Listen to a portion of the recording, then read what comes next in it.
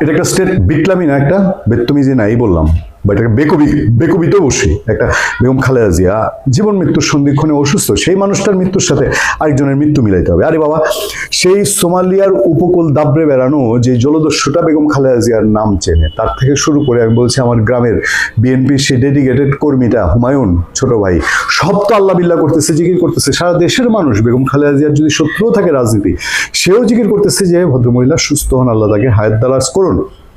এর মধ্যে গিয়েও রাজনীতি খুঁজতে হবে? মানে এই দেশটারে এমন একটা পেয়ে বসছে জেএনজির নাম দিয়ে, নতুন জেনারেশন, সবকিছুর মধ্যে গিয়া একটা মনে করছে যে আমি এই কথা বলছি বোধহয় আমি খুব বাহাবা পাইতেছি। আমি কেন এসব বলছি আপনাদেরকে বলবো, তার আগে বলি যে হ্যাঁ, আমার হুমায়ুন যেরকম আর সোমালিয়ার যত সেই বেগম জিয়াকে চেনা, সে যেরকম দোয়া করতেছে, এই ডক্টর মোহাম্মদ ইউনূস দেশবাসীর জন্য দোয়া চাইছে, তার ছেলে সন্তান পরিবার তো দোয়া করছেই। আমার মনে হয় যে শেখ হাসিনাও তার মৃত্যু কামনা করবে কিনা, এতটা বোধহয় অমানুষ এখনো ডক্টর ইউনূস বা বেগম জিয়া তারা হয় নাই, ডক্টর ইউনূস বা শেখ হাসিনা তারা হয় নাই। কারণ মনুষ্যত্ব থাকলে, বিবেক থাকলে একটা মানুষ আরেকটা মানুষের মৃত্যু কামনা করতে পারে না। আচ্ছা, নারায়ণ ভাই শেষমেশ স্বরাষ্ট্র উপদেষ্টা জাহাঙ্গীর আলম চৌধুরী, তিনি শেষ তো 5 দিনের মাথায় বেগম জিয়া অসুস্থ হয়ে হসপিটালে ক্রিটিক্যালি ভর্তি হওয়ার 5 দিনের মাথায় উনি দেখতে গিয়েছেন। আচ্ছা, সাধুবাদ জানাই। ডক্টর আসিফ নজরুল এর আগের দিন আবার দেখতে, এর আগে গিয়েছিলেন এক সময়, কিন্তু এবার দেখতে না গিয়ে তিনি অন্তত আচ্ছা সমবেদনা জানিয়েছেন। ডক্টর মোহাম্মদ ইউনূসও 4 দিন পরে এসে সমবেদনা জানিয়েছেন, ঠিক আছে, ভালো। তারপরে এর বাইরে সরকারে এখন একটু নড়ে চড়ে উঠেছে, এবং বেগম জিয়া না থাকলে, তারেক রহমান না আসলে বেকায়দাটা তো এই সরকারেরও আছে। আচ্ছা, যেই বেকবির কথা আমি বলছি, সেই বেকবির আগে আমি ছোটখাটো করে আপনাদেরকে জানাই যে ডেভেলপমেন্টগুলো আছে, যে খালেদা জিয়ার শারীরিক অবস্থা নিয়ে রাষ্ট্রপতি মোহাম্মদ শাহাবুদ্দিন তিনি উদ্বেগ জানিয়েছেন। এটা জানাতেই পারেন, কারণ বেগম জিয়া তো জাতীয় নেতৃত্ব। তারপর খালেদা জিয়ার শারীরিক অবস্থা সম্পর্কে শেষ কিছু তথ্য জানিয়েছে পত্রপত্রিকা, যে শারীরিক অবস্থা উন্নতি হয়নি, শারীরিক নানা জটিলতা ক্রমান্বয়ে বাড়ছে, সেই তথ্য জানিয়েছে। এনসিপির লোকজন গিয়েছিল, এটাও আমি খারাপ চোখে দেখার কিছু নেই। এনসিপির লোকজন গিয়ে তারা খালেদা জিয়ার শারীরিক অবস্থা সম্পর্কে জানিয়েছে। ডক্টর যারা কথা বলেছে, তারপর নাসিরউদ্দিন পাটোয়ারি তিনি কথা বলেছেন এবং বেগম খালেদা জিয়ার শারীরিক অবস্থা সম্পর্কে জানিয়েছেন। কিন্তু হাসনাত আব্দুল্লাহ, তার এই বেকবিটা আমার মোটেই পছন্দ হয়নি। তাকে নাসিরউদ্দিন পাটোয়ারি তিনি বেশ বলেছেন যে আলহামদুলিল্লাহ, নাসিরউদ্দিন পাটোয়ারির আশাব্যঞ্জক পোস্ট যে লিখেছেন, যে আলহামদুলিল্লাহ দিয়ে তিনি তার পোস্টটি শুরু করেছেন, এটা আমার কাছে ভালো লেগেছে। সাবেক প্রধানমন্ত্রী বিএনপি চেয়ারপারসন খালেদা জিয়ার শারীরিক অবস্থা সংকটাপন্ন হলেও স্থিতিশীল বলে জানিয়েছেন জাতীয় নাগরিক পার্টির মুখ্য সমন্বয়ক নাসিরউদ্দিন পাটোয়ারি।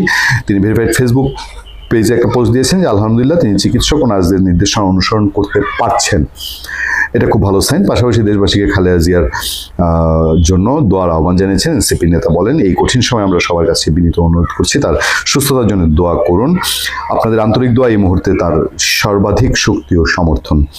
এর আগে বিএনপি চেয়ারপারসন শারীরিক অবস্থার খোঁজখবর নিতে হাসপাতালে যান এনসিপির নেতা সিনিয়র যুগ্ম সদস্য সচিব ডাক্তার তাসফিম জারা, মুখ্য সমন্বয়ক নাসিরউদ্দিন পাটোয়ারি, মুখ্য সংগঠক হাসনাত আব্দুল্লাহ। এবার হাসনাত আব্দুল্লাহ সাহেব কি বলছেন?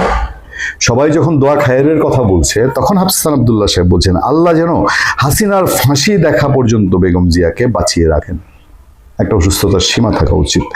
আল্লাহ যেন হাসিনার ফাঁসি দেখা পর্যন্ত বেগম জিয়াকে বাঁচিয়ে রাখেন বলে মন্তব্য করেছেন জাতীয় নাগরিক পার্টির মুখ্য সংগঠক হাসনাত আব্দুল্লাহ। তো জান না, বিএনপি মহাসচিব বা ইভেন তারেক রহমান, তাদের কাছে যদি আপনি দোয়া চান, তাদের কাছে যদি বেগম জিয়া বলবে যে আমি দোয়া করতেছি আমার মারে হাসিনার ফাঁসিটা দীক্ষা মরে যাক, এরকম বলবে? এখন আসাদ মানে 1 ডিগ্রি বেশি বলা আর কি। রাজধানী এবার কেয়ারে হাসপাতালে বিএনপি চেয়ারপারসন খালেদার শারীরিক অবস্থা খোঁজ নেওয়ার পর তিনি এসব কথা বলেন। শনিবার সোয়া 10টার দিকে হাসপাতালে আসেন এনসিপির মুখ্য সমন্বয়কারী ওই 3 জন। শারীরিক খোঁজ নেওয়ার পর হাসান আব্দুল্লাহ বলেন, হাসিনার ফাঁসি দেখা পর্যন্ত আল্লাহ যেন বেগম জিয়াকে বাঁচিয়ে রাখেন। জেলে ওনাকে চিকিৎসা নিতে দেওয়া হয়নি, যদি কোনো ডাক্তার চিকিৎসা করাতে আসতেন তাহলে অনলাইনে তাকে চিকিৎসা দিতে হতো, এমনকি চিকিৎসকদের ভয়ভীতি দেখানো হতো। দলমত নির্বিশেষে সকল মানুষ বেগম খালেদা জিয়ার জন্য দোয়া করেছেন, ওনার জন্য সবাই দোয়া করবেন। শেখ হাসিনা যদি কোথাও বকুল তলার দিয়ে হাইটা গিয়া থাকে, তো বকুল ফুল কেন ঝরে পড়লো, এই অপরাধেও তো শেখ হাসিনার নামে মামলা হয়েছে, 150, 200, 250, 300 মামলা হয়েছে না? তো খালেদা জিয়ারকে তিলে তিলে বিষ দিয়ে মেরে ফেলা হয়েছে, চিকিৎসা দেয় নাই, এই অভিযোগ একটা মামলা করলেন না কেন?